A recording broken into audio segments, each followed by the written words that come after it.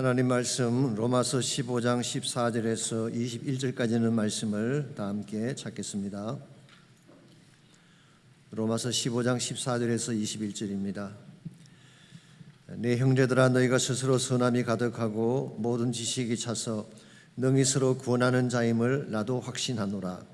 그러나 내가 너희로 다시 생각나게 하려고 하나님께서 내게 주신 은혜로 말미암아 더욱 담대히 대량 너희에게 썼노니, 이 은혜는 곧 나로 이방인을 위하여 그리스도 예수의 일꾼이 되어 하나님의 복음의 제사장 직분을 하게 하사 이방인을 제물로 드리는 것이 성령 안에서 거룩하게 되어 받으실 만하게 하려 하심이라. 그러므로 내가 그리스도 예수 안에서 하나님의 일에 대하여 자랑하는 것이 있거니와, 그리스도께서 이방인들을 순종하게 하기 위하여 나를 통하여 역사하신 것 외에는 내가 감히 말하지 아니하노라. 그 일은 말과 행위로 표적과 기사의 능력으로 성령의 능력으로 이루어졌으며, 그리하여 내가 예루살렘으로부터 두루 행하여 일루리곤까지 그리스도의 복음을 편만하게 전하였노라. 또 내가 그리스도의 이름을 부르는 곳에는 복음을 전하지 않기로 힘썼노니 이는 남의 터 위에 건축하지 아니하리 함이라. 기록된 바 죄의 소식을 받지 못한 자들이 볼 것이요 듣지 못한 자들이 깨달으리라 함과 같으니라. 아멘. 톨스토이가 쓴 민화에 보면 이 땅을 살아가는 네 가지 유형의 사람들이 소개가 되어 있습니다. 예컨대 길을 가다가 강을 만났는데 다리가 끊겨져 있을 경우에 그때 보일 수 있는 반응이 네 가지라고 합니다. 첫 번째 유형은 포기형입니다. 포기하고 돌아가는 것입니다. 두 번째 유형은 강바닥에 주저앉아 누가 다리를 끊어 놓았냐고 원망을 하는 것입니다. 원망형이라고 할 수 있겠죠. 세 번째 유형은 작은 배를 만들어 혼자 타고 건너갑니다. 성취형이라고 할 수가 있습니다. 자기만을 위한 성취의 케이스죠. 이런 경우는 본인은 성공을 했지만 그것이 다른 사람에게 주는 혜택은 전혀 없습니다. 어쩌면 현대인들이 추구하는 성공이 이런 것인지도 모르겠습니다. 네 번째 유형은 시간은 좀 걸리지만 다리를 만듭니다. 그렇게 함으로써 본인도 건너가지만 뒤에 누군가가 건너갈 수 있도록 길을 만들어주는 것입니다. 이와 같은 것을 브릿지 메이커, 다리 놓는 자라고 부르는 것입니다. 여러분은 지금까지 어떤 유형으로 살아오셨는지요? 포기자로, 원망자로, 혹은 자신만을 위한 성취자로 살아오셨는지, 아니면 나의 삶을 통해 누군가를 살리고 누군가의 길을 터주는 브릿지 메이커로 살아오셨는지요? 우리 크리스찬들은 당연히 브릿지 메이커가 되어야 합니다. 왜냐하면 우리 주님 대신 예수님께서 그런 삶을 사셨기 때문입니다. 예수님은 하나님과 분리된 우리 인생을, 죄로 말미암아 하나님과 원수가 되고 하나님으로부터 갈라진 우리 인생을 다시 하나님과 연결시키기 위해 오신 분입니다. 이것을 위해 선택하신 것이 십자가였죠. 십자가는 영원한 심판의 나락에 떨어진 우리 인생을 하나님과 연결시켜준 브릿지 사건이라고 부를 수가 있습니다. 그 결과 깨어졌던 하나님과의 관계가 회복이 되었고, 이게 구원 사건이죠. 참된 평안과 기쁨 속에 소망을 누리게 된 것입니다. 이런 의미에서 예수님의 삶은 브릿지 메이커였습니다. 그렇다면 예수를 따르는 제자된 여러분과 저의 삶도 당연히 브릿지 메이커가 되어야 하는 것입니다. 그런데 문제는 이와 같이 브릿지가 되어 사는 삶 자체가 생각보다 쉽지 않다는 것입니다. 왜냐하면 우리 모두의 마음속에는 나의 안위를 챙기고 나의 평안을 구하는 자가중심적인 자아가 존재하기 때문입니다. 그래서 다른 사람의 필요와 아픔을 챙겨주는 브릿지로 사는 것이 결코 쉽지가 않은 것입니다. 여러분이 너무나 잘 아는 목사님 중에 마틴 루터 킹이라고 하는 목사님이 계시죠. 이분이 암살당하기 직전에 했던 마지막 설교가 있습니다. 원래 이분은 베프티스트 목사였습니다. 그런데 보스턴 유니버시티에서 폴 틸리의 사상 연구로 PhD를 받고 민권운동에 뛰어들었던 그런 분이시죠. 이분이 1968년 4월 3일 멤피스에 있는 메이슨 템플에서 했던 설교가 마지막 설교인데요. 설교 제목이 다음과 같습니다. I've been to the mountain top이라고 하는, 나는 산 꼭대기에 올라가 보았노라 라고 하는 그런 제목의 설교였습니다. 마치 모세가 죽기 직전에 비스가산 꼭대기에 올라가서 약속의 땅을 바라보았던 것처럼 자신의 죽음을 예견한 것처럼 비장한 목소리로 설교를 했습니다. 그리고 그 다음 날 4월 4일 총격으로 세상을 떠나고 말았습니다. 그가 설교 중에 선한 사마리아인에 대한 이야기를 했습니다. 아신 대로 강도 만난 자가 피를 흘리며 쓰러졌을 때에 제사장은 그냥 지나갔고 레위인도 그냥 지나갔죠. 자, 그들이 왜 그냥 지나쳤을까요? 종교적인 의무 때문일까요? 율법의 준수 때문일까요? 그렇지 않습니다. 그들의 마음속에 던진 잘못된 질문 때문이었다고 그는 소개했습니다. 만일 내가 가던 길을 멈추고 이 사람을 돕는다면 나에게 무슨 일이 일어날까? If I stop to help him, what will happen to me? 내가 여기에 멈추셔서 이 사람을 돕는다면 나에게 무슨 일이 일어날까? 이건 잘못된 질문이죠. 내가 입게 될 피해만 관심을 가진 것입니다. 그러나 선한 사마리아인은 반대의 질문을 던졌습니다. 만일 내가 가던 길을 멈추지 않고 피해간다면 이 사람에게 무슨 일이 일어날까? If I don't stop to help this man, what will happen to him? 그에게 무슨 일이 일어날 것인가? 이것이 마틴 루터 킹이 민군운동에 참여하게 된 이유였다고 고백을 했습니다. 자신에게 일어난 일만 걱정하고 자기 몸만 도살린다면 자신은 안전할 것입니다. 그런데 자신이 피해간 뒤 남겨진 흑인들의 인권은 어떻게 될 것이며 이 나라의 미래는 어떻게 될 것인가? What will happen to me가 아니라 What will happen to them? 이것이 그의 관심사였기 때문에 그는 자기 생애를 바쳐 민권을 위해 사역하며 뛰어갔던 것입니다. 그 결과 이 땅에 살아가던 많은 소수민족들, 부당하게 착취당하며 뺏기던 사람들에게 많은 용기와 소망과 비전을 안겨준 것입니다. 이와 같은 것이 브리지 메이커의 삶이라고 생각합니다. 우리가 이런 삶을 추구하게 될 때에 험악하고 악한 이 땅이 밝아지게 되고 온 땅에 소망의 빛이 비춰지게 되는 것입니다. 오늘 여러분 가정은 어떤 삶을 추구하며 살고 있는지요?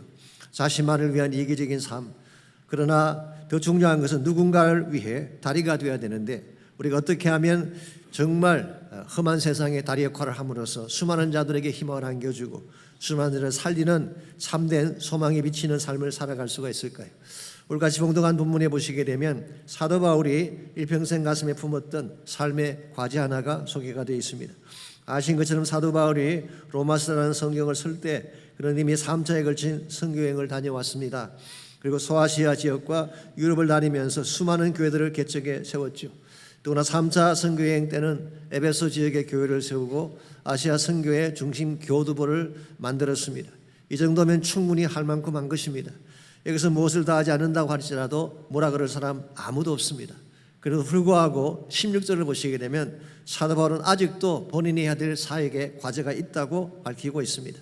이 은혜는 곧 나로 이방인을 위하여 그리스도 예수의 일꾼이 되어 하나님의 복음의 제사장 직분을 하게 하사 이방인을 제사로 드리는 것이 성령 안에서 거룩하게 되어 받으실만 하게 하려 하십니다. 여기 보시게 되면 사도 바울의 사역의 대상이 나와 있죠. 대상은 이방인입니다. 그래서 바울은 이방인 선교사로 사역을 한 것입니다. 두 번째로 자신의 위치가 나와 있습니다. 그리스도 예수의 일꾼이 되어 그랬어요. 여기서 말하는 일꾼이라는 단어는 헬라 말로 리트루곤이라는 단어인데요. 일반적으로 미니스터라고 번역을 합니다. 원래는 국가를 사랑하기 때문에 자발적으로 섬기는 봉사자를 일컫는 말이었다고 합니다. 그래서 요즘도 장관을 미니스터라고 부르는 나라가 있지 않습니까? 근데 바울은 그런 의미보다는 자신이 그리스도의 서번트, 종이 된 사실을 밝힌 것입니다. 내가 주인이 아니라 그리스도가 주인 되시고 나는 종이 되어서 주님이 시킨 대로 하겠다는 사실을 표현한 것입니다. 그리고 나서 자신의 사명을 밝힙니다. 그것은 바로 복음의 제사장 직분을 가지고 이방인들을 제물로 하나님께 올려드리는 것. 이것이 사도 바울이 인식한 자신의 사명이었습니다. 이방인을 제사로 올려드린다고 하는 것은 복음을 통하여 그들도 하나님 믿는 하나님 백성을 만드는 것을 말하는 것입니다. 이것을 우리가 선교라고 부르기도 하고 이와 같은 사역이 사도 바울이 실제로 살아갔던 사역의 모습이죠. 여기서 우리가 주목해야 될 중요한 단어 하나가 있습니다. 그 단어가 제사장이라는 단어입니다. 제사장이라는 단어의 근본 뜻이 무엇인지 아십니까? 브릿지라는 뜻입니다. 고대 이스라엘 사회에서 제사장의 임무는 백성들과 하나님 사이에서 그 둘을 연결시켜주는 역할을 했습니다. 백성들이 직접 하나님께 나아가 제사를 드릴 수 없기 때문에 제사장이 제물을 받아서 백성을 대신해서 하나님께 제사를 드렸습니다. 이것이 제사장직이기 때문에 이 제사장직의 근본 컨셉은 브리지 역할인 것입니다. 그래서 라틴 말로 제사장을 폰티펙스라고 하는데요. 이 폰티라는 말이 브리지라는 뜻입니다. 팩스라고 하는 말은 메이커라는 뜻이죠. 그래서 합하면은 브리지 메이커. 이게 제사장직인 것입니다. 그런데 사도 바울은 제사장은 제사장이 돼 그냥 제사장이 아니라 복음의 제사장직을 말하고 있습니다. 그 말은 복음으로 이 험한 세상을 하나님과 깨어진 이 세상을 달을 만들어주고 어둠 속에 있던 자들을 하나님께로 인도하는 이 사역을 복음의 제사장직이라고 불렀습니다. 사도 바울은 이 직을 인식을 했고 이 직이 자신에게 남아있는 평생 달려야 될 길이라고 고백을 하고 있습니다. 자, 그렇다면 하나님이 제사장의 직을 사도 바울에게만 주셨을까요? 그렇지 않습니다. 여러분과 저에게도 동일한 직분을 주셨습니다. 베드로서 2장 9절 말씀에 의하면 우리 모두는 왕 같은 제사장이라고 했습니다. 그리고 우리의 역할은 뭐냐? 너희를 어두운 데서 불러내어 기이한 빛에 들어가게 하신 하나님의 아름다운 덕을 선포하게 하시라고 했습니다. 여러분 모두는 하나님이 기뻐하시는 왕 같은 제사장이십니다. 그리고 우리가 해야 될 사명은 하나님의 아름다운 덕을 온 땅 가운데 선포하고 생명의 빛을 나누는 사역을 사는 것이 우리의 본질인 것입니다. 그러므로 여러분과 저는 반드시 세상의 다리가 되어야 합니다. 그렇게 함으로써 험한 세상에 빠진 사람들, 방황하는 사람들, 죽음을 향해 달려가는 사람들을 죽기로 인도해서 하나님의 사람 되게 만드는 것이 그런 삶의 본질이라는 것입니다. 짐작하시겠지만 오늘 설교 제목이 여러분이 잘 아시는 팝송에서 따온 것입니다. Bridge of the Troubled Water라고 하는 그 노래를 혹시 아시나요? 사이먼 앤 가펑클이 불렀던 1970년대에 나오는 유명한 노래입니다. 제가 대학 다닐 때 어느 다방을 가든지 이 노래가 나오지 않는 곳이 없을 정도로 파퓰러했던 그런 노래였습니다. 가사를 잠깐 소개해드리자면 이런 것입니다. 당신이 지쳤을 때 When you are weary, 초라하다고 느낄 때 Feeling small, 눈물이 당신 눈가를 적실 때 When tears are in your eyes, 내가 당신 편이 되어줄게요. I am on your side. 힘든 시간이 왔을 때 When times get rough, 한 사람의 친구도 찾지 못할 때 Friends just can't be found, 험한 물결 위에 다리처럼 나를 내어드릴게요.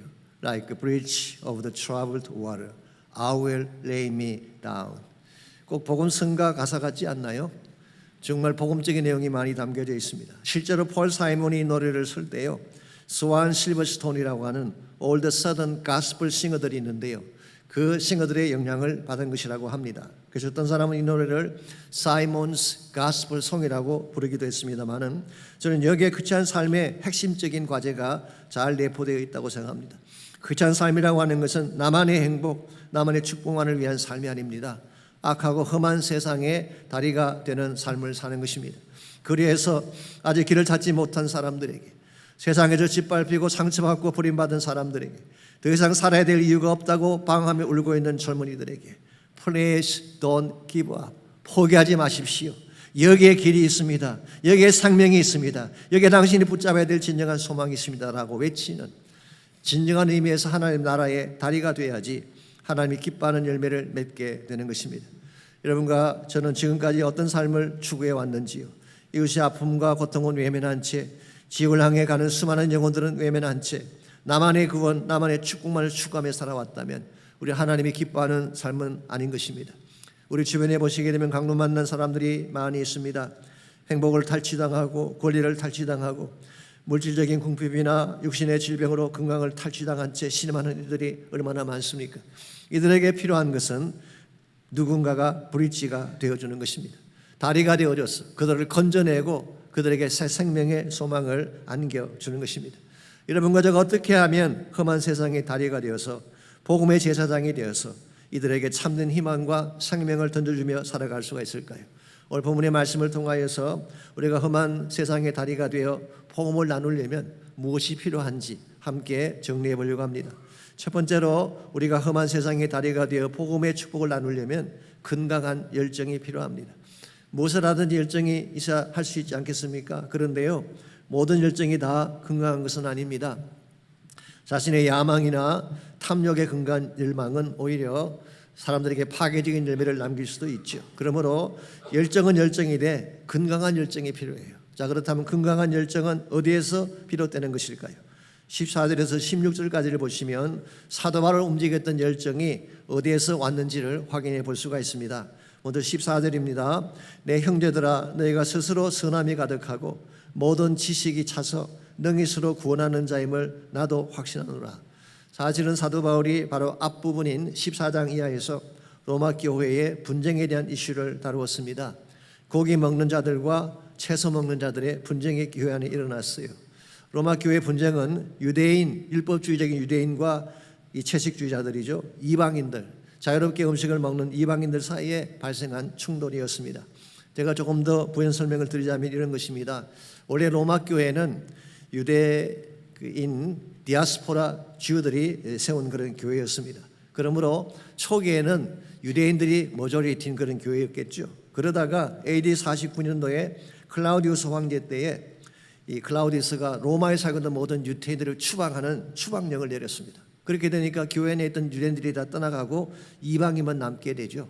나중에 그 추방령이 풀리고 유대인들이 돌아와 보니까 이미 그 교회는 젠탈 머저리티 철치, 이방인이 머저리티인 교회가 되어 있는 것입니다. 여기에서 문제가 야기된 것입니다. 돌아온 유대인들은 율법에 의해서 우상에 바쳐진 고기를 먹으면 안 된다, 채식주의를 주장을 했고, 이방인들은 그게 무슨 문제냐, 무엇이든 먹을 수 있지 않는가라고 해서 고기파, 채식주의자와 고기파가 부딪힌 것입니다. 요즘 말로 말하면 소고기파와 돼지고기파, 이것 때문에 갈라진 교회도 있지 않습니까? 한마디로 설명하면 이것입니다. 비본질적 이슈였어요.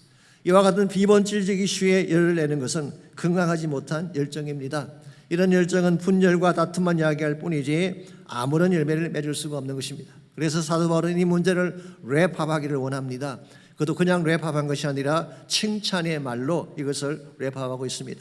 너희들에게 선함이 가득하다, full of goodness, 지식이 가득 차지 않느냐, filled with knowledge, 고로 능히 서로 권하는 성숙한 자들이다, 그렇게 칭찬을 하고 있습니다. 윌리엄 바클레이라는 주석가는 이와 같은 바울을 a man of tact라고 표현을 했습니다. 이 a man of tact가 어떤 사람을 말하느냐고 하면은 눈치가 있고 외교적이며 섬세하게 처신하는 사람을 일컫는 것입니다. 즉 상대의 심기를 건드리지 않으면서도 할 말은 다 하는 사람, 이게 a man of tact입니다. 사실 이런 화법의 전문가들은 자매님들이 주로 하죠. 윽박지르지 않고 엉거니 띄워주면서 본인의 실속은 나챙기는 여자분들, 무슨 사람들입니다. 남자들은 미련하기 때문에 저를 포함해서 그들 칭찬만 해주면 시키지 않는 것까지 하고 그러는데, 언건히 칭찬해 주면서 본인이 하고 싶은 것을 제대로 주장해내는, 이게 바로 a man of tact예요. 사도 바울은 이와 같이 먼저 칭찬의 말을 한 후에 15절에서 본인이 하고 싶은 본론을 말씀합니다. 그러나 내가 너희로 다시 생각나게 하려고, 너희를 리마인드 시켜주려고 하는 말인데, 하나님께서 내게 주신 은혜로 말미암아 더욱 담대히 대랑 너희에게 섰노니. 여기서 바울은 은혜라고 하는 말을 사용하고 있습니다. 그리고 이 은혜의 내용이 무엇일까? 16절을 계속 보시면 바울이 말하는 은혜의 내용이 잘 나와 있습니다. 이 은혜는 곧 나로 이방인을 위하여 그리스도 예수의 일꾼이 되어 하나님의 복음의 제사장 직분을 하게 하사 이방인을 제물로 드리는 것이 성령 안에서 거룩하게 되어 받으실 만하게 하려 하심이라. 여기서 바울이 말하는 은혜는 자신에게 주어진 복음의 제사장 직분을 말하는 것입니다.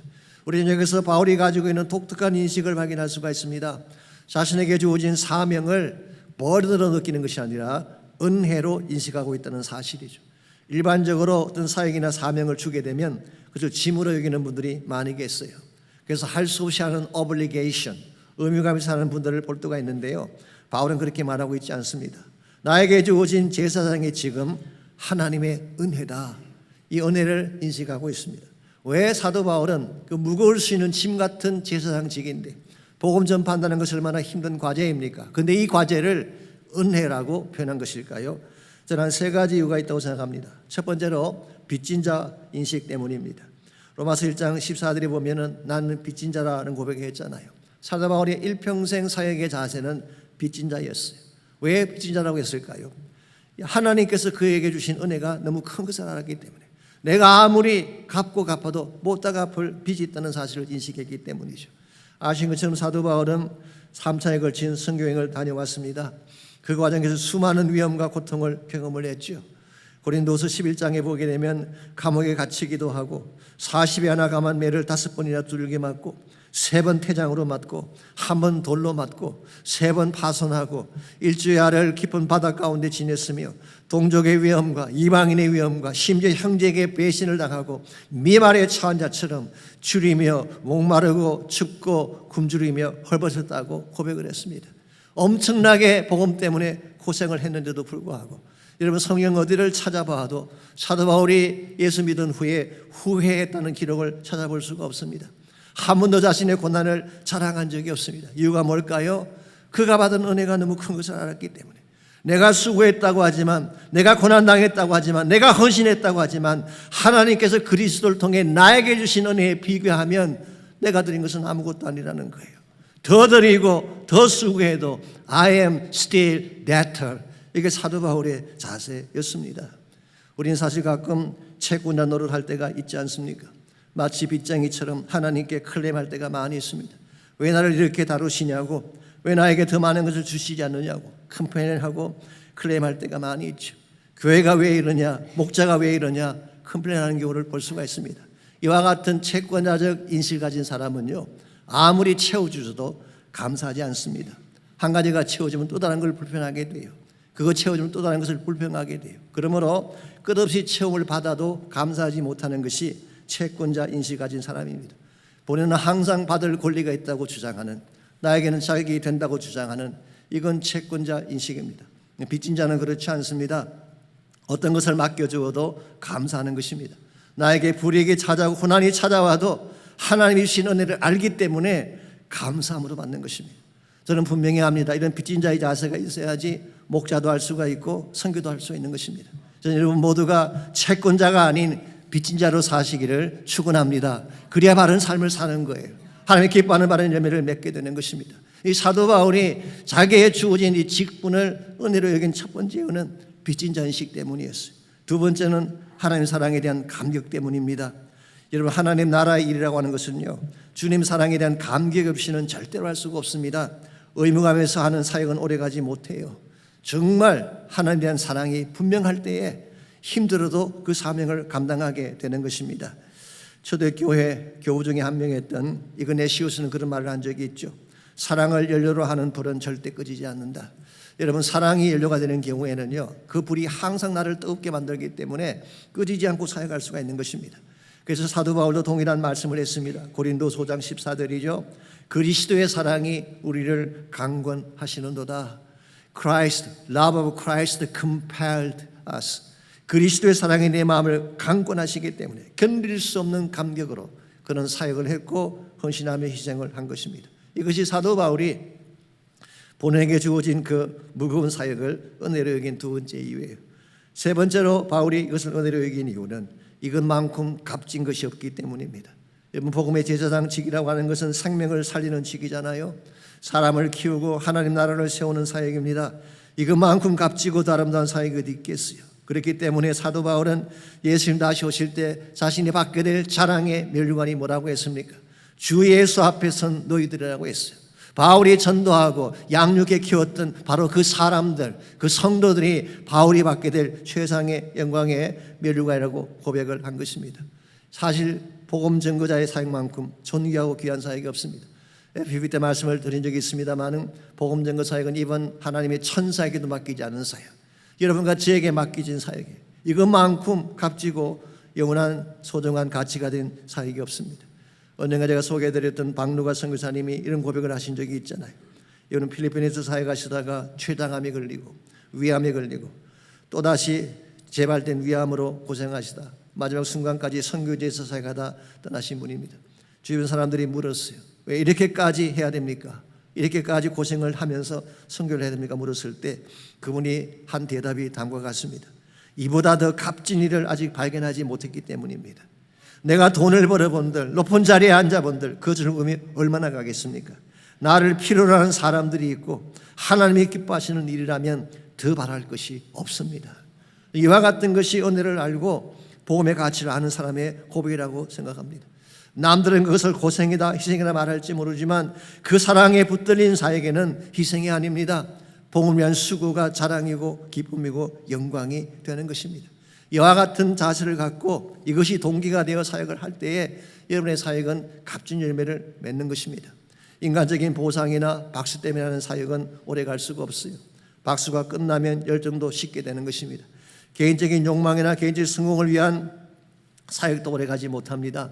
그러한 열정은 언제든지 허무한 열매를 맺을 경우가 많기 때문이죠. 그러나 은혜 때문에 행하는 열정, 주님을 사랑하기 때문에 하나님께 드리는 열정의 헌신은 이것은 지속되는 것입니다. 이것이 우리의 삶을 아름답게 만들고 이 열정이 우리를 지치지 않게 하고 거룩한 열매를 맺게 하는 것입니다. 그러므로 여러분이 정말 험한 세상의 다리가 되어 복음의 빛을 나누기를 원한다면 은혜가 주는 열정을 가지고 일을 하시기를 바랍니다.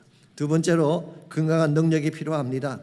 우리 삶의 출발점, 우리 사역의 시작점이 은혜라고 말한다면 이 은혜의 열정을 가지고 복음을 전하려면 능력이 필요하지 않겠습니까? 이 능력이 어떤 능력일까요? 제가 결론부터 먼저 말씀을 드리자면 그것은 성령의 능력입니다. 성령의 능력이 없이는 이 험한 세상의 다리가 되어 복음을 나눌 수가 없습니다. 17절에서 19절까지를 보겠습니다. 먼저 17절입니다. 그러므로 내가 그리스도 예수 안에서 하나님의 일에 대하여 자랑하는 것이 있거니와. 자, 이 말은 자랑할 것이 있다는 뜻일까요? 없다는 뜻일까요? 있다는 뜻입니다. 사실 굉장히 많았을 것입니다. 그러나 바울은 자랑하지 않겠다고 말합니다. 왜냐하면 자신이 한 일이 아니기 때문에. 그래서 18절을 계속 볼까요? 그리스도께서 이방인들을 순종하게 하기 위하여 나를 통하여 역사하신 것 외에는 내가 감히 말하지 아니하노라. 자, 본문을 자세히 보시게 되면 주가 누구인가요? 바울이 아닙니다. 그리스도예요. 바울이 주가 아니라 그리스도가 주입니다. 그리스도께서 나를 통하여 역사하신 것. What Christ has accomplished through me라고 했어요. 그러므로 이 모든 일을 행하시고 주장하신 분은 그리스도예요. 그리고 본인은 도구에 불과했다는 것입니다. 그러므로 바울이 아무리 많은 일들을 했더라도 자랑할 것이 없는 이유가 여기 있어요. 그리스도께서 하신 일 외에는 아무것도 할 말이 없다는 것입니다. 그러면서 그 일이 그리스도의 일이 어떻게 성취되었는가를 19절을 통해 좀 더 구체적으로 소개를 하고 있습니다. 표적과 기사의 능력으로 성령의 능력으로 이루어졌으며 그랬어요. 그리하여 내가 예루살렘으로부터 두루 행하여 일루리곤까지 그리스도의 복음을 편만하게 전하였노라. 일루리곤이라는 이 지역은 오늘날의 유고슬라비아 지역을 의미한다고 합니다. 이태리에 들어가기 직전 서쪽의 마지막 지점을 말하는 것입니다. 예루살렘에서 시작된 복음을 서쪽의 마지막 지점까지 편만하게 복음을 전했는데 이 복음을 전하게 만들었던 능력의 원천이 뭐라는 것입니까? 물론 표적과 기사 등 여러 가지가 동원됐지만 이 모든 것은 한마디로 성령의 능력으로 이루어진 것을 말하는 것입니다. 이것이 바울의 복음 사역을 가능하게 했던 능력의 원천입니다. 오늘 여러분과 저의 삶도 마찬가지입니다. 우리의 힘, 우리의 지혜만으로 할 수 있는 것은 거의 없습니다. 모든 것은 성령께서 하시는 것입니다. 늘 말씀드리는 것처럼 우리 힘만으로 한 생명인들 구원하고 변화시킬 수 없어요. 성령으로 하지 않고는 누구도 예수를 주라고 고백할 수가 없습니다. 성령께서 하시는 일이에요. 교회 성장 우리 노력이나 프로그램으로 할 수 있을까요? I don't think so. 성령께서 하시는 것입니다. 성령이 임재하지 아니하면 어떤 교회도 부흥할 수가 없고 변화할 수가 없습니다. 우리의 가정, 우리의 자녀, 우리 삶의 회복, 우리 뭐라 할 수 있나요? 할 수 없습니다. 그러나 성령께서 함께 하시면 가능한 것입니다. 최악의 밑바닥에서도 다시 일어설 수가 있습니다. 왜냐하면 그분은 초자연적인 능력을 가지고 불가능을 가능케 하시는 분이기 때문에 그렇습니다. 그러므로 여러분과 제가 정말 변화가 있고 능력이 있는 삶과 사역을 추구하기를 원한다면 성령의 능력을 받아야 돼요.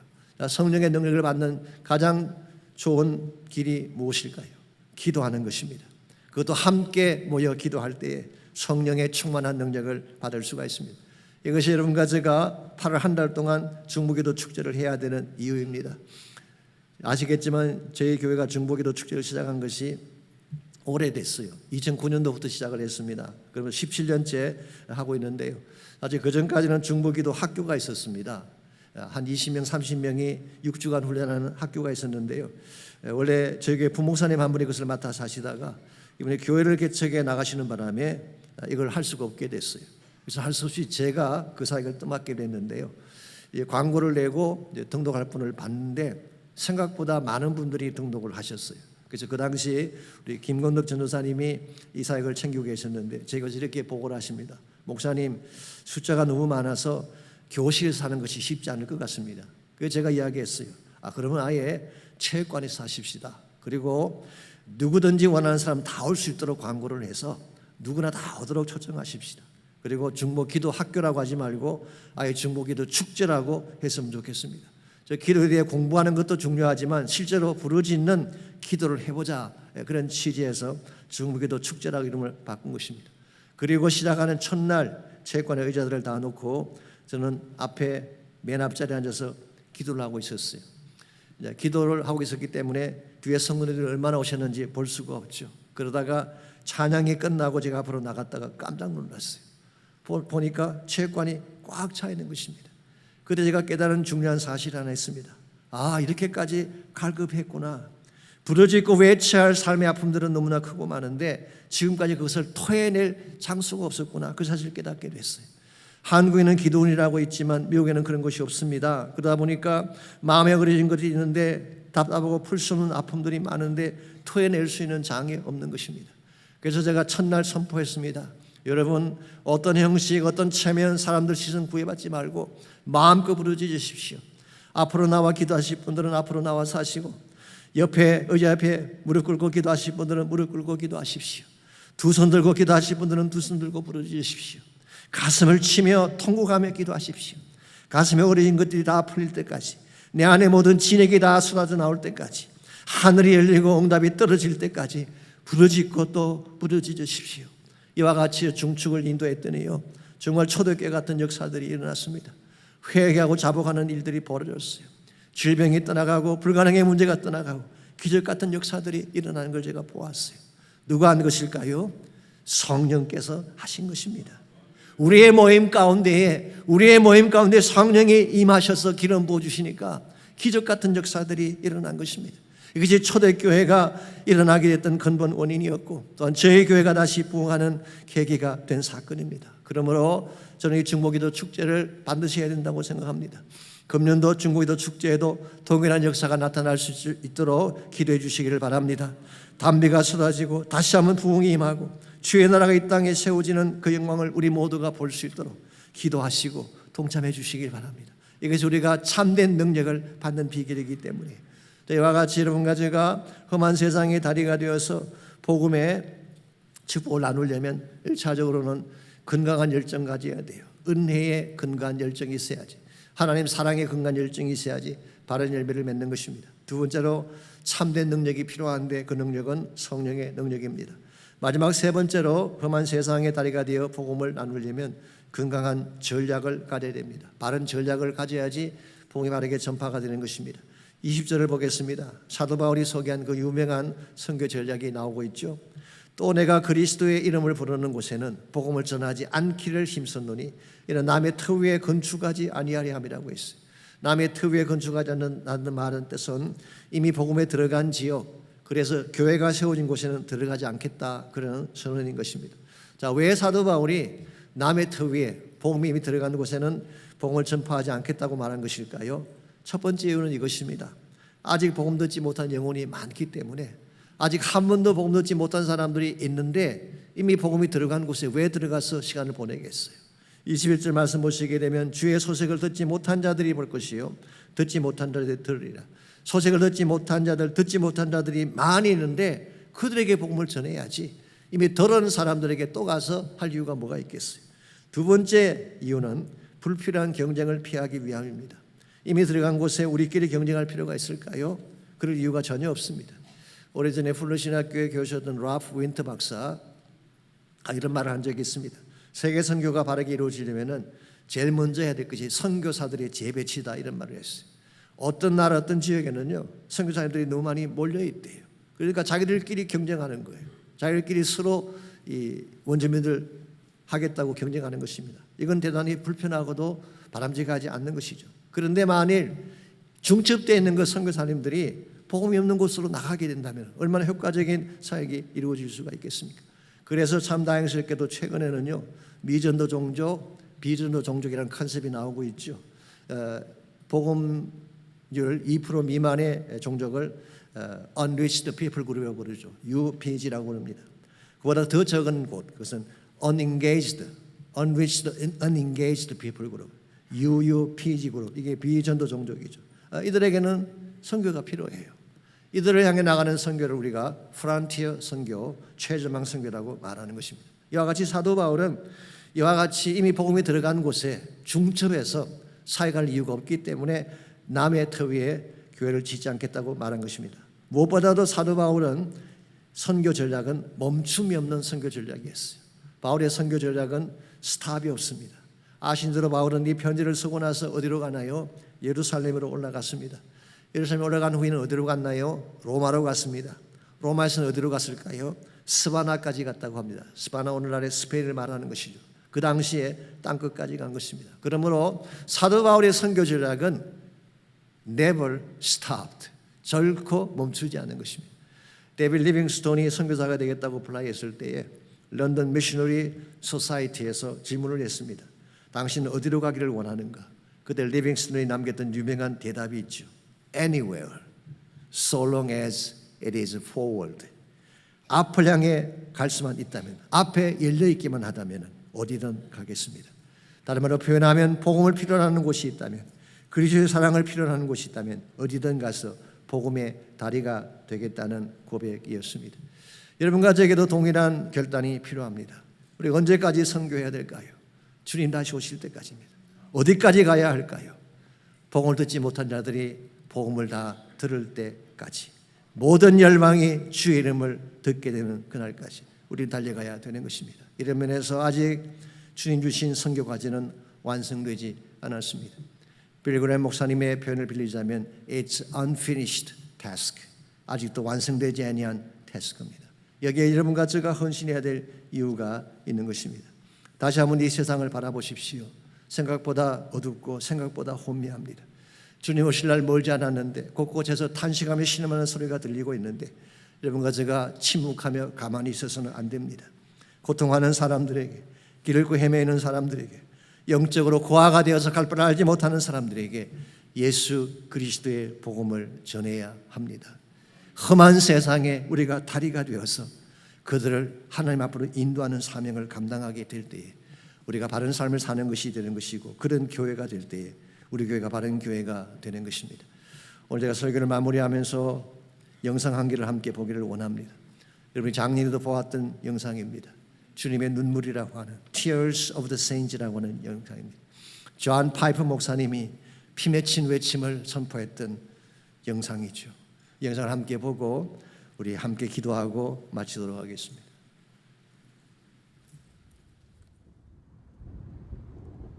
The job is not done in the world that Christ gave us to do, and the mandate is still binding on us today. That's why we speak of unreached people groups. But the missions is the back-breaking, culture-penetrating, darkness-shattering initial work to penetrate, plant the church, see it flourish, get its own elders, train its own people, evangelize its own networks. That's the task of missions. It's not over. And that Jesus Christ is the only way to heaven. And the alternative is hell. And millions and millions and millions of people are on their way there. And we have the only means of escape in our heads and in our hearts. Jesus Christ.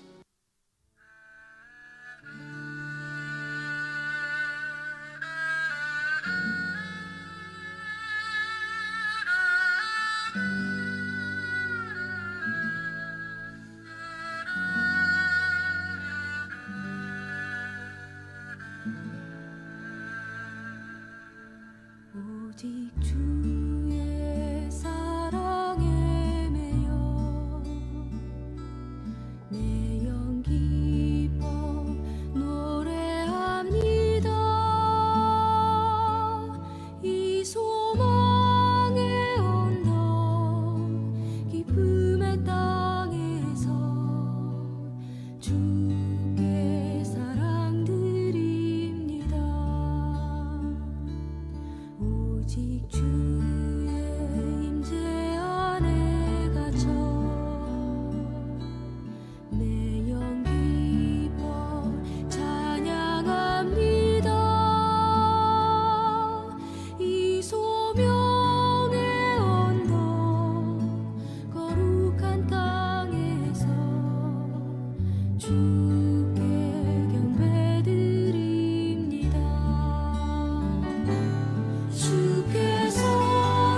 하신 모든 은혜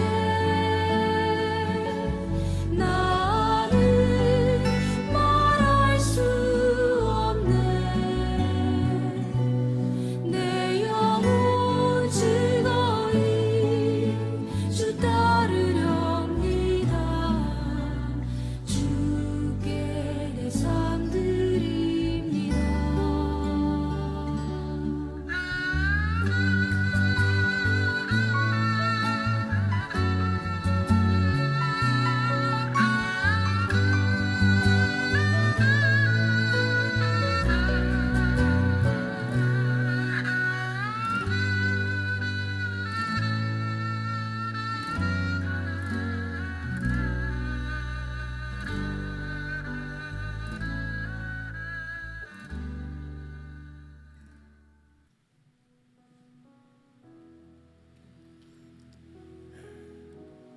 주님의 눈물을 혹시 보셨나요? 예수님의 눈물은 오직 한 가지 때문입니다. 복음 듣지 못한 영혼들 때문입니다. 누가 갈 것입니까? 누가 저들을 품을 것입니까? 누가 나의 가슴을 열어 저들을 사랑할 것입니까? 내가 해야 됩니다. 이것을 위해 하나님 여러분과 저를 부르셨어요.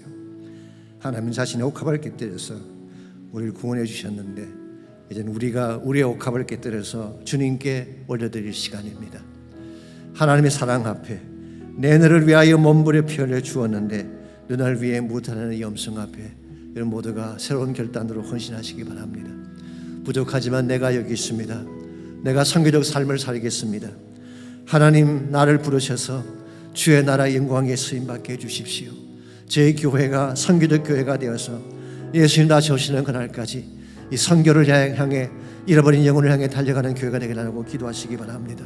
우리 힘만으로 할 수 없습니다. 성령의 기름 부음과 능력이 필요합니다. 8월 한 달 동안 중축을 통하여서 우리 모두가 성령 받고 능력 받고 참 하나님의 교회가 다시 복음으로 부흥하는 역사가 일어날 수 있도록 우리 다 같이 함께 우리 합심해서 기도하면 좋겠습니다. 나를 사용해 주십시오. 나의 옥합을 주님께 깨뜨려 올려드립니다. 내 삶이 복음의 향기가 되어서 죽어가는 영혼들에게 하나님을 전가하는 복음이 되게 해달라고 기도하시고 여러분의 삶과 여러분의 물질과 여러분의 시간을 헌신하겠다고 결단하시고 주님 오시는 날과 이 사명을 감당할 수 있는 능력을 달라고 함께 헌신하며 기도하겠습니다. 기도합니다. 주님 감사합니다. 우리를 사랑해 주시고 우리에게 베푸신 은혜를 감사합니다. 예수님의 눈물을 우리가 보았습니다. 주님의 안타까운 심령을 보았습니다. 죽어가는 저 영혼들 때문에 서져가는 저 영혼들 때문에 지금도 복음 없이 사는 저 핍절한 영혼들 때문에 우리 계시는 주의 마음을 깨닫게 해주시고 이제 이 사랑에 매여서 이 하나님의 은혜에 매여서 주의 복음 향해 나아갈 수 있는 우리 모두가 될 수 있도록 은혜를 베풀어 주시옵소서.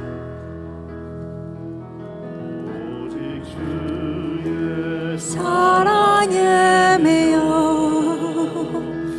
내 영기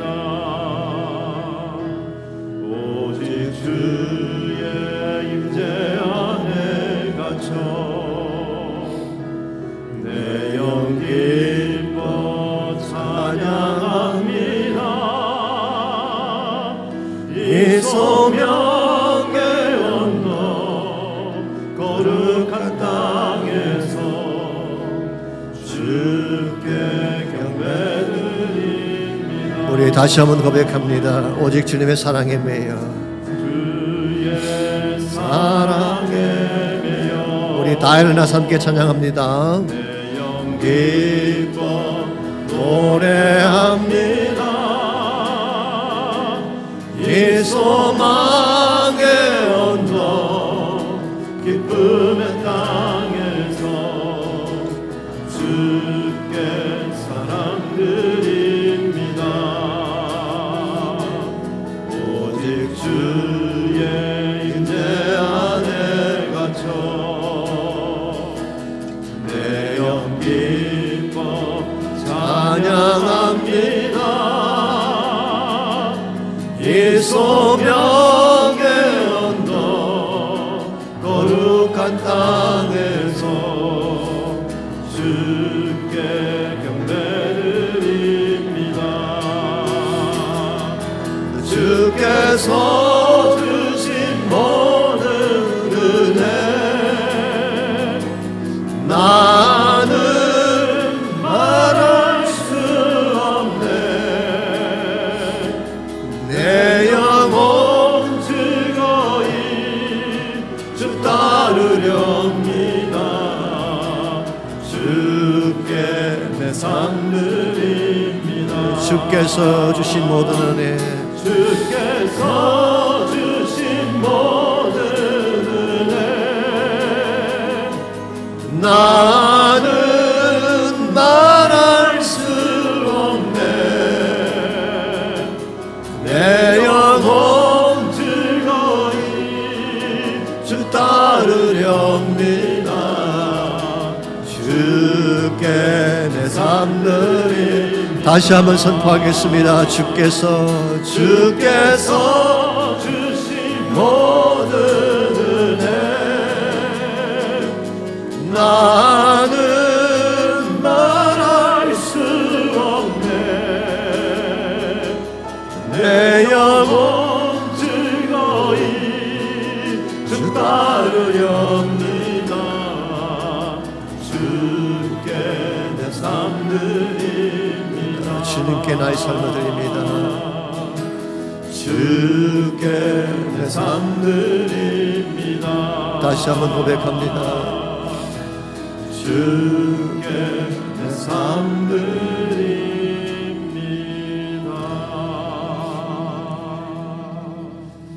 하나님 감사합니다. 이 큰 은혜로 우리를 구원해 주신 것 감사합니다. 주께서 내게 주신 은혜 내가 무엇으로 갚을 수가 있겠습니까? 사도 바울과 같이 우리 모두가 빚진 자가 되어서 더 이상 나의 행복, 나의 권리를 주장하지 않고 하나님의 나라를 구하며 복음을 선포하며 멸망 가운데 있는 수많은 영혼들을 가슴에 안고 주의 영광에 달려갈 수 있는 우리 모두가 되게 하여 주시옵소서. 이번 중보기도 축제를 통하여 성령의 기름을 부어주시고 하나님 몸된 교회가 다시 한번 복음으로 부흥되는 역사가 일어나게 도와주시고 주의 나라 목적과 비전 향해 함께 달려갈 수 있는 거룩한 움직임이 이번 중축을 통하여 일어나게 하여 주시옵소서.